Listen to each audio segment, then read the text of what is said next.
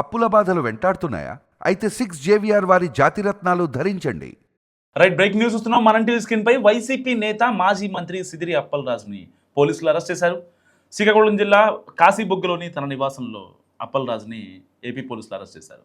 So అరెస్ట్తో తీవ్ర ఉద్రిక్తత నెలకొంది. ఆయనను అరెస్ట్ చేయకుండా వైసీపీ కార్యకర్తలు పోలీసులు అడ్డుకున్నారు. దీంతో కాసేపు ఒక హైడ్రామా కొనసాగింది. అప్పలరాజుని అరెస్ట్ చేయవద్దంటూ వైసీపీ నేతలు భారీగా తరలి వచ్చినా ఆయన అరెస్ట్ మాత్రం ఆగలేదు. సో ఆయన అరెస్ట్ ఎందుకు జరిగింది, అసలు ఏంటనే దాని గురించి మనం మాట్లాడుకుంటే, వాస్తవానికి ఎప్పుడైతే ఆ సిదిరి అరవ్ అతన్ని అరెస్ట్ చేయడానికి ఒక రోజు ముందు సో వాళ్ళ కొడుకు చేసినటువంటి ఒక అనుకోని ప్రమాదానికి ఒక గొర్రెలు కాసుకునే ఒక వ్యక్తి అనంతలోకాలకు వెళ్ళిపోయాడు. సో దీనికి సంబంధించి కొడుకు అరవ్ని కాపాడటం కోసం సాక్ష్యాలు తారుమారు చేయడం, సో ఈ కేసులో అతన్ని అరెస్ట్ చేశారు. ఆ విషయం అందరికీ తెలుసు, యావత్ తెలుగు రాష్ట్రాల ప్రజలందరికీ తెలుసు.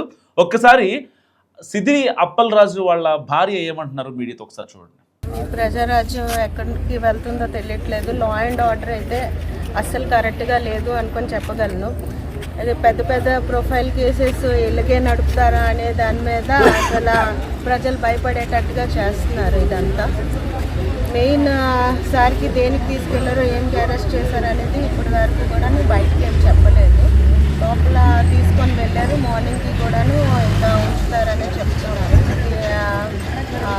బాబుని తీసుకెళ్ళిన రోజు నుంచి కూడాను సార్కి అలాగే బ్యాక్ హ్యాండ్గా పోలీసు వాళ్ళు అలాగా వెనకాతలో వస్తూనే ఉన్నారు. కానీ ఈ మొత్తానికి చెప్పాల్సింది ఏంటనుకుంటున్నానంటే, యాక్సిడెంట్స్ కేసెస్ చాలా జరుగుతున్నాయి. ప్రతి ఒక్క దాని మీద కూడాను మీరు చర్యలు తీసుకొని ఎలాగా అందరికీ తీసుకొని వచ్చేసి ఎక్స్గ్రేషన్ కింద 10 లక్షలు ఇస్తున్నారు. ప్రతి యాక్సిడెంట్ కేసుల దగ్గరికి మీరు వెళ్ళేసి వాళ్ళందరినీ కూడా తీసుకొని ఆ పేద కుటుంబానికి కూడాను మీ అందరూ కూడా కాపాడుకోవాలనుకొని చెప్పి అంటే తెల్లవారు 6:30 కానీ వాళ్ళు చెప్తున్నారు మేడం. ఏమని పోలీసులు ఏం చెప్తున్నారు? మార్నింగ్ 6:30 అని అలాగేం చెప్పలేదు, కానీ అలా కంటిన్యూ అవుతుంది. లాయర్ కూడా లోపల ఉన్నారు. మీకు పంపించారు అంటే మీడియా అడిగిన దానికి బయటకు వచ్చాను. మీడియా అడిగితే తెల్లవారు మార్నింగ్ 6:30కి అని చెప్పారు. అంటే 6:30 అంటే జడ్జ్కి ఇప్పుడు నైట్ టైం అవ్వదు అనుకొని చెప్పారు, కానీ అది కూడాను కరెక్ట్ ఇన్ఫర్మేషన్ రాంగ్ ఇన్ఫర్మేషన్ అనేది తెలీదు. ఎందుకంటే బయట వరకు అయితే అసలు ఏం కూడాను ఎవరు కూడా మాట్లాడలేదు. అక్కడ ఉన్న పోలీస్ బెటాలియన్ మొత్తం కూడాను బయట నుంచి వచ్చింది. మనకి లోపల ఉన్న పోలీస్ బెటాలియన్ బయట ఉన్నది మొత్తం వేరే వేరేగా ఉంది. సో అది కరెక్ట్ ఇన్ఫర్మేషన్ అనేది నేను అనుకోవట్లేదు. అందుకనే అడ్వకేట్ లోపలే ఉన్నారు సార్తో పాటే. నేను మామూలుగా బయటకు వచ్చాను. అంటే మార్నింగ్ 6 లోపలే ఈ కార్యక్రమం వాళ్ళు చేసి వచ్చారు మీరు భావించవచ్చా? అనుకుంటున్నాం, అందుకనే మా వాళ్ళందరూ కూడాను ఇక్కడే ఉండి వెయిట్ చేస్తున్నాం. అవును. సో విన్నారు కదా, ఆవిడ చెప్పేది ఏంటి, నాకు ఎలాంటి ఇన్ఫర్మేషన్ లేదు, నాకు అసలు ఏం జరిగిందో కూడా తెలియదు, కనీసం పోలీసులు ఎందుకు తీసుకెళ్తున్నారో చెప్పలేదు. ఆల్రెడీ మా కొడుకు రిమాండ్లో ఉన్నాడు, రిమాండ్ ఖైదీగా. అయినా సరే ఇతన్ని అరెస్ట్ చేయడం ఎందుకు, ఆయనకి వెన్ను నొప్పి ఉంది, సో అతన్ని మరి అంత దారుణంగా ఎందుకు తీసుకెళ్లాలని చెప్పి మాట్లాడారు. సరే, వెన్ను నొప్పి ఉంది ఆయనకి, అంతా బాగానే ఉంది, ఆయన ఆరోగ్య పరిస్థితి బాగాలేదు, ఆయన ఒక డాక్టర్. ఇదే అంటే కూటమి అక్కడికి వచ్చిన వైసీపీ నేతలు ఇలా మాట్లాడుతుంటే, వాళ్ళ భార్య కావచ్చు, అక్కడికి వచ్చిన సిదిరి అప్పలరాజు ఫ్యాన్స్ కావచ్చు, ఇలా మాట్లాడుతుంటే కూటమి నాయకులు ప్రశ్నిస్తున్న మాట ఏంటంటే, సరిగ్గా 4 ఏళ్ల క్రితం నిండు సభలో మాజీ ముఖ్యమంత్రిగా ఉన్నటువంటి చంద్రబాబు నాయుడిని చాలా దారుణంగా, నేను ఒక డాక్టర్గా చెప్తున్నాను అధ్యక్ష, ఆయనకి అంటే హెల్త్ కండిషన్ బాగాలేదు, ఆయన మానసిక పరిస్థితి కూడా బాగాలేదు, ఏది 75 ఏళ్ళ వయసున్న అతన్ని పట్టుకొని అత్యంత దారుణంగా మాట్లాడినప్పుడు ఎవరో మాట్లాడలే. ఈవెన్ ఇప్పుడు మీ భర్త కొడుకుని కాపాడటం కోసం పోలీసులకే సాక్ష్యాలు, ఒక ఎమ్మెల్యేగా చేశారు, మంత్రిగా చేశారు, ఇంత ఎక్స్పీరియన్స్ ఉంది కదా, మరి అలాంటప్పుడు రాజ్యాంగాన్ని అపహాస్యం చేస్తారా? రాజ్యాంగం క్రియేట్ చేసిన పదవిలో ఉండి, ఒక ఎమ్మెల్యేగా ఉండి, ప్రజాప్రతినిధిగా ఉండి, ప్రజలకు సమాధానం చెప్పాల్సిన పొజిషన్లో ఉండి, ఒకరికి న్యాయం చేయాల్సిన సిచ్యువేషన్లో ఉండి, మరి వాళ్ళని ఎందుకు అంత దారుణంగా మాట్లాడతారు మీరు? అండ్ వాళ్ళకి ఏదైతే కుటుంబ సభ్యులు ఎవరు చనిపోయారో ఆ గొర్రెల కాపరి వాళ్ళ కుటుంబ సభ్యులకి కేవలం ఇచ్చింది ఎందుకు తెలుసా, 1,00,000 రూపాయలు సహాయం చేశారు. మరి అంటే అసెంబ్లీలో అవాకులు చవాకులు పేల్చే సిదిరి అప్పలరాజు గారు ₹1,00,000 ఇచ్చారా? ₹1,00,000 చిన్న అమౌంట్ ఏం కాదు, కానీ ఆయనకి చిన్న అమౌంట్. సామాన్యులకి ₹1,00,000. ఇప్పుడు ఒక రోడ్ యాక్సిడెంట్ జరిగింది, ఫర్ ఎగ్జాంపుల్ ఒక రోడ్డు మీద మాదాపూర్ రోడ్లో యాక్సిడెంట్ జరిగింది, ఒక అతను చనిపోయాడు. నాకు ఇంతే ఉంది, ఇంక నా దగ్గర ఇంత మంచి ఇవ్వలేను, మీ కుటుంబానికి న్యాయం చేస్తాను అని చెప్పి మాట్లాడితే బాగుంటుంది. కానీ వాళ్ళ స్టేజ్ని బట్టి డబ్బులు అడుగుతారు. ఎందుకంటే బాధిత కుటుంబం చాలా దారుణంగా ఉంది వాళ్ళ సిచ్యువేషన్. అతను పని చేస్తేనే పని కదా. మరి అలాంటి ఆవిడని ఏమన్నారు, ఒకసారి వాళ్ళ అమ్మ మాట్లాడిన మాటలు వినండి. ₹1,00,000 ఇస్తాము, మా ఇంట్లో పనిగా ఒక మనిషి ఆ అమ్మ వచ్చి సోలాను అంటే, నా కొడుకు చంపేసి నువ్వు ₹1,00,000 ఇస్తావు, నేను ₹1,00,000 ఇంట్లో పెట్టుకొని నా కోడల చేత నీ ఇంట్లో పని చేయించాలా? నీ పెద్దలకు మదేనే? ఇంత పేదోళ్ళు ఇంత కూలోళ్ళు మన వెనక తిరుగుతారు కదా, ఓట్లు వేస్తారు కదా, అది ఇది అనేసి చెప్తాం కదా, వాళ్ళకి అంత నిర్దార్థం చేయమని చేసినది. సో ఈ ముసలావిడ మాట్లాడింది విన్నారు కదా. ఎవరైతే గొర్రెల కాపరి వాళ్ళ అమ్మ మళ్ళీ పైపెచ్చి ఏమంటారు తెలుసా? కట్ చేస్తే వాళ్ళ ఇంట్లో పనిచేయడానికి రమ్మని చెప్తారంట. చనిపోయిన వాళ్ళ వైఫ్ ఎవరైతే ఉన్నారో ఆవిడని వచ్చి రోజు అంట్లు తోమని చెప్పారంట. అంటే ఒక చనిపోయిన ప్రాణానికి మీరు కట్టిన ఖరీదు ₹1,00,000. ఒకవేళ లేదు వాళ్ళు ఇంకా ఎక్స్పెక్ట్ చేశారు కాబట్టి ఇంట్లో పనికి వచ్చాయి, నెలకు ఒక 10,000 5,000 ఇస్తా సరిపోద్ది.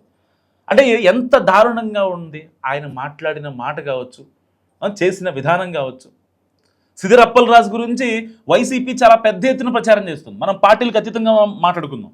ఎందుకంటే ఇలాంటి ఇష్యూస్లో ఎవరైతే బాధిత కుటుంబం ఉంటుందో వాళ్ళు మాత్రమే ఇంపార్టెంట్ ఎవరికైనా సరే. సో వైసీపీ ఏ రోజు బాధిత కుటుంబానికైనా న్యాయం చేసిందా? ఏ రోజన్నా చేసిందా? ఎవరి విషయంలో చేసిందో నాకు మస్ట్గా కామెంట్ చేసే ప్రయత్నం చేయండి. ఎందుకంటే ఇది ఒక్క సిదిరి అప్పలరాజుదే కాదు. సిదిరి అప్పలరాజు ఎందుకు లోపలికి వెళ్ళాడు? కొడుకు ఆల్రెడీ అరవు రిమాండ్ ఖైదీగా ఉన్న అప్పలరాజు ఎందుకు ఎలా వచ్చింది?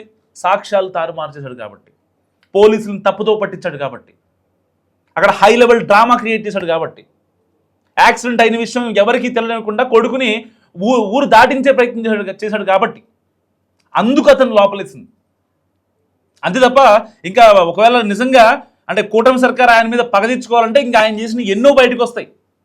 ఇది ఆ వైద్యారోగ్య శాఖ మంత్రిగా ఉన్నప్పుడు ఆయన చేసినవి ఏదన్నా సరదాగా ఒక 4-5 తీర్చి చాలు కొన్ని వందలు బయటకు వస్తాయి.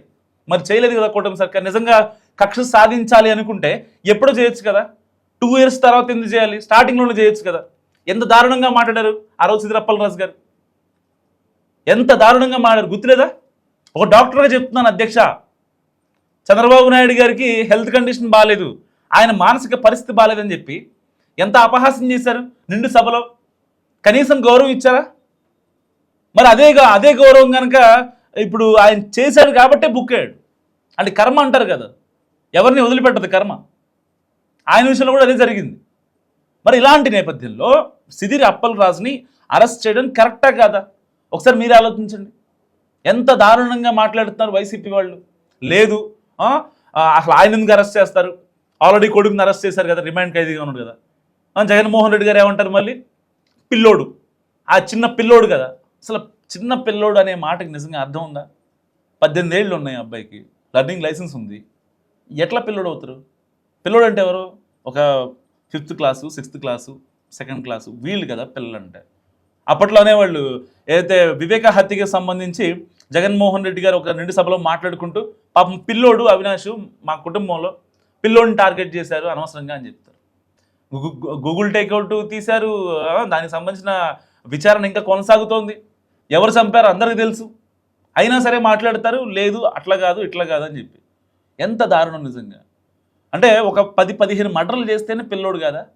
ఇంతకుముందు ఎవరు అన్నారు కదా, ఒక ఇంటర్వ్యూలో ఒక పెద్ద ఆయన జగన్మోహన్ రెడ్డి గారి దగ్గరికి వెళ్ళి ఇతను ఒక మర్డర్ చేశాడన్న అంటే ఒకటే కదన్నా చేసింది, తర్వాత చూసుకుందాం 10 చూసుకుందాం అని మాట్లాడతారంట.